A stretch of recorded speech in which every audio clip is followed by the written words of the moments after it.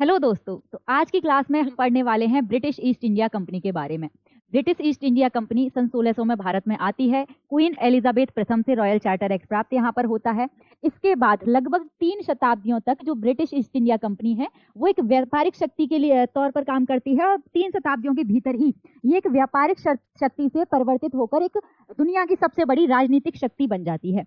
अब यहाँ पर हर बार एग्जाम में आपके क्वेश्चन बनता है कि भारत का गवर्नर जनरल कौन था, पहला गवर्नर जनरल कौन था, ये काम किसने किया था। तो इस तरीके से यहाँ पर क्वेश्चंस बनते हैं। एक क्वेश्चन आपके एग्जाम में यहाँ से जरूर फंसेगा, तो यहाँ तक लास्ट तक इस वीडियो को जरूर देखें। तो चलिए सबसे पहले शुरुआत करते हैं प्लासी के युद्ध से। ये जो प्लासी का युद्ध है ये होता है 1757 में। 1757 में प्लासी का युद्ध होता है जिसमें अंग्रेजों की तरफ से होते हैं रॉबर्ट क्लाइव और सिराजुद्दौला जो बंगाल से होते हैं। तो सिराजुद्दौला और रॉबर्ट क्लाइव के बीच में होता है सन 1757 में बंगाल की राजनीति प्लासी का युद्ध। और इससे क्या होता है, इससे बंगाल की राजनीति पर जो अंग्रेज हैं उनका नियंत्रण कायम हो जाता है। अब यहाँ पर कुछ पदों की बात करी गई है, वक्त वक्त पर यहाँ पर पदों के नाम बदले गए हैं। तो सन 1757 से 1772 में जो ब्रिटिश ईस्ट इंडिया कंपनी का प्रमुख होता है उसे बंगाल का गवर्नर कहा जाता है। सन 1773 से 1832 के बीच में जो बंगाल का गवर्नर होता है अब उसे ही बंगाल का गवर्नर जनरल कहा जाने लगता है। सन 1833 से लेकर 1857 के बीच में जो बंगाल का गवर्नर जनरल था वो भारत का गवर्नर जनरल बन जाता है। और सन 58 से 1940 के बीच में ये जो भारत का गवर्नर जनरल था अब इसी को वायसराय कहा जाने लगता है। और सन 1947 से यानी कि स्वतंत्रता के बाद से जो वायसराय था वो फिर से उसे गवर्नर जनरल की उपाधि दी जाती है। तो यहाँ पर एक एक करके सभी गवर्नर जनरल के बारे में पढ़ेंगे। तो चलिए शुरुआत करते हैं रॉबर्ट क्लाइव से। रॉबर्ट क्लाइव का जो शासनकाल रहता है वो रहता है 1757 से 1760 के बीच में। और फिर जो दूसरा कार्यकाल इनका आता है वो रहता है 1765 से 1767 के बीच में। रॉबर्ट क्लाइव ने अपने टाइम में क्या क्या काम किए थे एक बार उस पर नजर डाल लेते हैं। तो रॉबर्ट क्लाइव के टाइम पे द्वैध शासन यानी कि डायआर्की लागू करी जाती है। ये जो द्वैध शासन था इसके अनुसार क्या होता है कि ये जो प्रशासन था वो तो बंगाल का नवाब चलाता था, लेकिन जो भू राजस्व हो गया, जो सैनिक संरक्षण हो गया, ये सब जो अधिकार थे ये ईस्ट इंडिया कंपनी के हाथों में आ गए। इसके बाद लॉर्ड वॉरेस्ट आते हैं, लॉर्ड कर्टियर आते हैं और उसके बाद 1772 में वॉरेन हेस्टिंग को बंगाल का गवर्नर बनाया जाता है। तो ये जो गवर्नर है इन्होंने कुछ खास काम नहीं किए थे इसलिए इनके बारे में नहीं पढ़ेंगे। अब पढ़ेंगे हम वॉरेन हेस्टिंग के बारे में। ये जो वॉरेन हेस्टिंग है इनका जो कार्यकाल रहता है वो रहता है 1774 से 1785 के बीच में। और इन्हीं के टाइम पे 1773 जो सन है, सन 1773 में रेगुलेटिंग एक्ट भारत में आता है और इससे जो बंगाल का गवर्नर है वो बंगाल का गवर्नर जनरल हो जाता है। तो बंगाल का आखिरी गवर्नर कौन होता है? Warren Hasting. बंगाल का पहला गवर्नर जनरल कौन बनता है? तो वो भी बनते हैं आपके वॉरेन हेस्टिंग। अब वॉरेन हेस्टिंग ने क्या क्या काम किए हैं? तो सन 1774 में कलकत्ता में सुप्रीम कोर्ट की स्थापना करी गई और जिसकी पहली जो न्यायाधीश हैं वो कौन बने? वो बनी एलिजा इम्फे। इसी के शासनकाल में सर विलियम जोन्स ने एशियाटिक सोसाइटी ऑफ बंगाल की स्थापना की। साथ ही भारत का पहला समाचार पत्र द बंगाल गजट इन्हीं के टाइम में प्रकाशित हुआ। रेगुलेटिंग एक्ट 1773 की कमजोरियों को दूर करने के लिए तथा अंग्रेजों के हितों की रक्षा करने के लिए 1784 में आता है Pitt's India act. Pitt's India act आता है 1784 में। इसके बाद आते हैं लॉर्ड कॉर्नवालिस। ये जो लॉर्ड कॉर्नवालिस है इनका जो शासनकाल रहता है वो 1773 से 1793 के बीच में रहता है। लॉर्ड कॉर्नवालिस को भारत में सिविल सेवा और पुलिस का जनक भी कहा माना जाता है। कॉर्नवालिस ने प्रत्येक जिले में एक पुलिस थाने की स्थापना की तथा उसमें कुछ कर्मचारियों को भी नियुक्त किया। इसके बाद स्थायी बंदोबस्त भी कॉर्नवालिस लेकर आते हैं। 1793 में बंगाल, बिहार, उड़ीसा में भूमि कर योजना लागू कर दी जाती है। स्थायी बंदोबस्त एक भूमि कर योजना होती है जिसके तहत जमींदारों को भू राजस्व का 90% भाग तथा कंपनी की ओर 10% भाग देना होता था। तो ये लागू किया था लॉर्ड कॉर्नवालिस ने। इसके बाद सर जॉन शोर, इनका जो शासनकाल रहता है वो 1793 से 1798 के बीच में रहता है और इनके टाइम में होता है खारदा का युद्ध मराठों और निजामों के बीच में। इसके बाद आते हैं लॉर्ड वेलेजली। लॉर्ड वेलेजली का जो शासनकाल रहता है वो रहता है 1798 से लेकर 1805 के बीच में। लॉर्ड वेलेजली को बंगाल का शेर के नाम से भी जाना जाता है और इनके टाइम में आती है सहायक संधि प्रणाली। ये जो प्रणाली है इसने भारत में फ्रांसीसियों के भय को दूर करने के लिए तथा ब्रिटिश राज्य का विस्तार करने के लिए सहायक संधि प्रणाली यहाँ पर लागू करी जाती है। वसीन की संधि भी लॉर्ड वेलेजली के टाइम पर होती है अंग्रेजों और मराठा पेशवा बाजीराव के बीच में और प्रेस पर प्रतिबंध लगा दिया जाता है लॉर्ड वेलेजली अली के टाइम पे। अच्छा, कुछ मैसूर युद्ध होते हैं, तो जो चतुर्थ मैसूर युद्ध था वो हुआ था लॉर्ड वेलेजली के टाइम पे। अब चारों मैसूर युद्ध को एक बार देख लेते हैं, क्योंकि ये एग्जाम में यहाँ से क्वेश्चन पूछा जाता है। जो प्रथम मैसूर युद्ध होता है वो होता है लॉर्ड वॉरेस के टाइम पे। सेकंड जो मैसूर युद्ध होता है वो होता है वॉरेन हेस्टिंग के टाइम पे। तृतीय मैसूर युद्ध होता है लॉर्ड कार्नवालिस के टाइम पे, जबकि जो चतुर्थ मैसूर युद्ध होता है वो होता है लॉर्ड वेलेजली के टाइम पे। इसके बाद आ जाते हैं लॉर्ड कार्नवालिस। ये जो लॉर्ड कार्नवालिस हैं, इनकी हत्या कर दी जाती है उत्तर प्रदेश के गाजीपुर में। इसके बाद आते हैं सर जॉर्ज बार्लो। इनका जो शासनकाल रहता है वो रहता है 1805 से 1807 के बीच में। वेल्लोर का सिपाही विद्रोह 1806 में इन्हीं के शासनकाल में होता है। उसके बाद लॉर्ड मिंटो आते हैं, 1807 से 1813 के बीच में इनका शासनकाल रहता है, और इनके टाइम में होती है अमृतसर की संधि। इसके बाद आते हैं लॉर्ड हेस्टिंग। लॉर्ड हेस्टिंग की जो शासनकाल रहता है वो 1813 से 1823 के बीच में रहता है, और इनके टाइम में आती है रैयतवाड़ी व्यवस्था। और ये जो रैयतवाड़ी व्यवस्था है, ये सबसे पहले मद्रास के 12 महल से शुरू करी गई है। इसके बाद आते हैं लॉर्ड विलियम बेंटिक, और इनका जो शासनकाल रहता है वो रहता है 1828 से 1835 के बीच में। और इनके समय में 1833 में चार्टर एक्ट भारत में आता है, जिसके तहत अब जो बंगाल का गवर्नर जनरल है उसे अब भारत का गवर्नर जनरल कहा जाने लगता है। तो बंगाल का आखिरी गवर्नर जनरल रहता है लॉर्ड विलियम बेंटिक। भारत का पहला गवर्नर जनरल रहता है Lord William Bentinck. William Bentinck को भारत का पहला गवर्नर जनरल बनाया जाता है।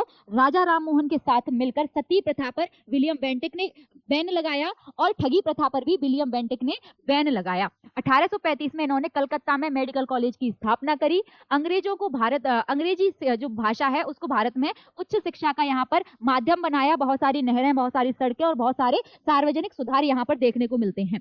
इसके बाद आते हैं चार्ल्स मेटकॉफ। चार्ल्स मेटकॉफ का जो शासनकाल रहता है वो रहता है 1835 से 1836 के बीच में। मेटकॉफ ने अपने शासनकाल में प्रेस को स्वतंत्रता दिलाई। ठीक है, यहाँ पर प्रेस को फिर से स्वतंत्रता दे दी जाती है। उसके बाद ऑकलैंड आते हैं, 1836 से 1842 के बीच में इनका शासनकाल रहता है। इनके शासनकाल में भी कुछ खास काम यहाँ पर देखने को मिलता नहीं है। एलन बरो के टाइम पे क्या होता है, एलन बरो के टाइम पे दास प्रथा का यहाँ पर अंत किया जाता है। हॉर्डिंग्स के टाइम पे क्या होता है, फर्स्ट एंग्लो सिख वॉर यहाँ पर देखने को मिलती है। इसके बाद आते हैं लॉर्ड डलहौजी। लॉर्ड डलहौजी का जो शासनकाल रहता है वो रहता है 1848 से 1856 के बीच में। इनके टाइम में सिविल सेवा के अधीन पदों की नियुक्ति कंपनी के कानून द्वारा की जाती थी। मतलब पहले क्या होता था, सिविल सेवा के जो अधीन पद थे उनकी जो नियुक्ति थी वो कंपनी के कानून के द्वारा की जाती थी। लेकिन लॉर्ड डलहौजी के टाइम पे इन नियुक्तियों के लिए एक प्रतियोगिता परीक्षा की शुरुआत करी, और पहले भारतीय IAS जो बने इस प्रतियोगिता परीक्षा के तहत वो थे सत्येंद्र नाथ टैगोर, जो 1863 में पहले IAS बनते हैं इस प्रतियोगिता परीक्षा के तहत।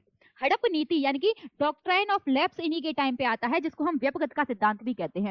इस नीति के अनुसार वे राज्य जिनका कोई उत्तराधिकारी नहीं होता था उनको शासन करने का अधिकार नहीं था, और उस राज्य को ब्रिटिश राज्य में मिला लिया जाता था। डलहौजी ने इस नीति को ब्रिटिश साम्राज्य का विस्तार करने के उद्देश्य से लागू किया था।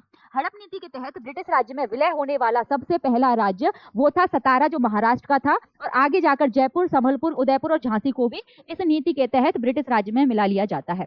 इसके बाद आते हैं लॉर्ड कैनिंग। लॉर्ड कैनिंग का जो शासनकाल रहता है वो 1856 से 1858 के बीच में रहता है, और फिर 1858 से 1862 के बीच में रहता है।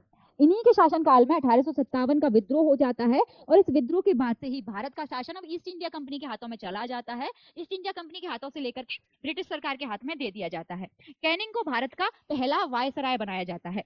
अच्छा, 1857 की क्रांति के बाद क्या होता है, जो भारत का गवर्नर जनरल था उसे अब भारत का वायसराय कहा जाने लगता है। तो जो कैनिंग होते हैं वही भारत के आखिरी गवर्नर जनरल बनते हैं, और वही भारत के पहले वायसराय भी बनते हैं। तो कैनिंग भारत के पहले वायसराय बन गए यहाँ पे। इसके बाद ईस्ट इंडिया कंपनी द्वारा नियुक्त ये भारत का आखिरी गवर्नर जनरल भी था। ये बात मैंने आपको बता दी है।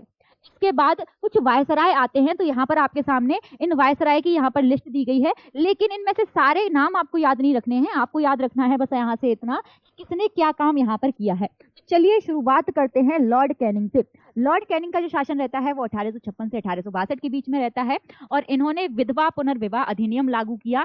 IPC की स्थापना यानी कि भारतीय दंड संहिता की स्थापना इन्हीं के टाइम पे करी जाती है, और डॉक्ट्राइन ऑफ लैप्स को भी इन्हीं के टाइम पे समाप्त कर दिया जाता है। इन्होंने इंडियन हाई कोर्ट्स की स्थापना करी, जिसके तहत इन्होंने बंबई, कलकत्ता और मद्रास में उच्च न्यायालय यानी कि हाई कोर्ट की यहाँ पर स्थापना करी है। इसके बाद आते हैं लॉर्ड मेयो। लॉर्ड मेयो के टाइम पे भारत में पहली बार जनगणना होती है 1872 में, और 1872 में ही अंडमान में अफगान के द्वारा लॉर्ड मेयो की हत्या कर दी जाती है। उसके बाद आते हैं लॉर्ड लिटन, 1876 से लेकर 1880 के बीच में इनका शासनकाल रहता है। इनके टाइम में वर्नाकुलर प्रेस एक्ट आता है और ये प्रेस एक्ट क्या करता है, अगर कोई भी अखबार कोई आपत्तिजनक चीज छपाता है, मतलब ब्रिटिश सरकार के खिलाफ कोई चीज छपाता है, तो उस अखबार की जो प्रिंटिंग प्रेस है उसको बंद कर दिया जाएगा और साथ ही साथ उसकी जितनी भी संपत्ति है उसको भी जब्त कर लिया जाएगा। इसके बाद आते हैं लॉर्ड रिपन और इनका जो शासनकाल रहता है वो 1880 से 1884 के बीच में आता है और इनके टाइम पे वर्नाकुलर प्रेस एक्ट को समाप्त कर दिया जाता है। स्थानीय स्वशासन की इनके टाइम पे शुरुआत कर दी जाती है। और तीसरी चीज ये है कि यहाँ पर पहली बार नियमित रूप से जनगणना, मतलब कि 10 साल के अंतराल पर जो जनगणना शुरू करी जाती है वो इनके टाइम पे करी जाती है। जनगणना की शुरुआत लॉर्ड मेयो ने करी है, जबकि नियमित रूप से जनगणना की शुरुआत वो लॉर्ड रिपन ने करी है। प्रथम कारखाना अधिनियम इन्हीं के टाइम पे आता है। इल्बर्ट बिल इनके टाइम पे आता है, जिसके कारण भारतीयों को अब यूरोपियन कोर्ट में जज बनने का अधिकार यहाँ पर मिल जाता है। इतिहास में लॉर्ड रिपन को भारत के उद्धारक की संज्ञा दी जाती है। इसके बाद आते हैं लॉर्ड डफरिन। इनका जो शासनकाल रहता है वो रहता है 1884 से 1888 के बीच में। इन्हीं के शासनकाल में 1885 में ए.ओ. ह्यूम की अध्यक्षता में भारतीय राष्ट्रीय कांग्रेस की स्थापना यहाँ पर करी जाती है। इसके बाद आते हैं लॉर्ड कर्जन। लॉर्ड कर्जन का जो शासनकाल रहता है वो 1899 से 1905 के बीच में रहता है। बंगाल का विभाजन यहाँ पे इनके टाइम में होता है। भारतीय पुरातत्व विभाग की यहाँ पर स्थापना करी जाती है और भारतीय विश्वविद्यालय अधिनियम यहाँ पर पास किया जाता है। इसके बाद आते हैं लॉर्ड हेडिंग। ये जो लॉर्ड हेडिंग है इनका शासनकाल रहता है 1910 से 1916 के बीच में और इनके टाइम में बंगाल विभाजन को रद्द कर दिया जाता है और भारत की राजधानी कलकत्ता से ट्रांसफर होकर दिल्ली आ जाती है सन 1911 में। और प्रथम विश्व युद्ध की शुरुआत भी इन्हीं के टाइम पे हो जाती है। इसके बाद आते हैं लॉर्ड चैम्सफोर्ड। लॉर्ड चैम्सफोर्ड का जो शासनकाल रहता है वो 1916 से 1921 के बीच में रहता है। रॉलेट एक्ट यहाँ पर देखने को मिलता है और इसी के विरोध में यहाँ पर जलियांवाला बाग हत्याकांड यहाँ पर हो जाता है और गांधी जी द्वारा असहयोग आंदोलन की यहाँ पर शुरुआत कर दी जाती है। इसके बाद लॉर्ड रीडिंग आते हैं 1921 से लेकर 1926 के बीच में इनका शासनकाल रहता है। इनके टाइम पे चौरी चौरा कांड होता है, काकोरी रेल कांड होता है और ये जो चौरी चौरा कांड होता है इसी के बाद गांधी जी असहयोग आंदोलन को बंद कर देते हैं और भारत में सिविल सेवा परीक्षा की यहाँ पर शुरुआत देखने को मिलती है।